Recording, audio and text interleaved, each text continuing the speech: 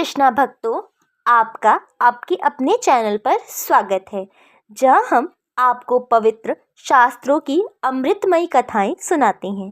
आज हम मार्गशीर्ष मास महत्म के 7वें अध्याय की कथा लेकर आए हैं। इस अध्याय में भगवान श्री कृष्ण मार्गशीर्ष मास में किए गए दान, तपस्या और उपासना की महिमा का वर्णन करते हैं। यह कथा हमें सिखाती है कि मार्गशीर्ष मास में की गई भक्ति और सेवा का फल कैसे अनंत गुणा होता है। तो आइए इस कथा को आरंभ करते हैं। भगवान श्री कृष्ण युधिष्ठिर से कहते हैं, हे धर्मराज, मार्गशीर्ष मास में जो व्यक्ति दान, व्रत और साधना करते हैं वे स्वर्गलोक के अधिकारी बनते हैं। इस मास में विशेषकर गांव और ब्राह्मणों की सेवा का अत्यधिक महत्व है। भगवान श्री कृष्ण एक कथा सुनाते हैं। प्राचीन समय में एक नगर में एक किसान रहता था।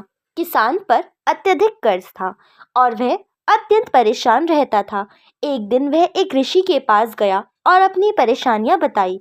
ऋषि ने उसे मार्गशीर्ष मास में भगवान विष्णु की उपासना करने और गंगा में स्नान करने की सलाह दी।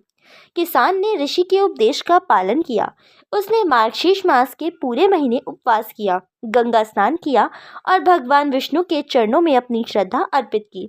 भगवान की कृपा से उसकी सारी समस्याएं समाप्त हो गई। उसके खेत में भरपूर फसल हुई और उसके सारे कर्ज चुक गए। भगवान श्री कृष्ण कहते हैं कि जो भी इस मास में साधु संतों की सेवा करता है और ज़रूरतमंदों की सहायता करता है, उसे न केवल इस लोक में सुख शांति प्राप्त होती है, बल्कि वह मृत्यु के पश्चात भी भगवान के धाम को प्राप्त करता है। तो मित्रों, यह मार्गशीर्ष मास महत्म के 7वें अध्याय की कथा है। इस कथा से हमें यह सीख मिलती है कि भगवान की भक्ति और परोपकार से जीवन के सभी संकट दूर हो जाते हैं।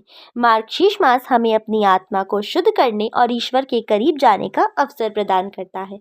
अगर आपको कथा पसंद आई हो तो अपने परिवार और मित्रों के साथ साझा करें। हमारे चैनल को सब्सक्राइब करें और वीडियो को लाइक ज़रूर करें। अगली कथा में फिर मिलेंगे। जय श्री हरि।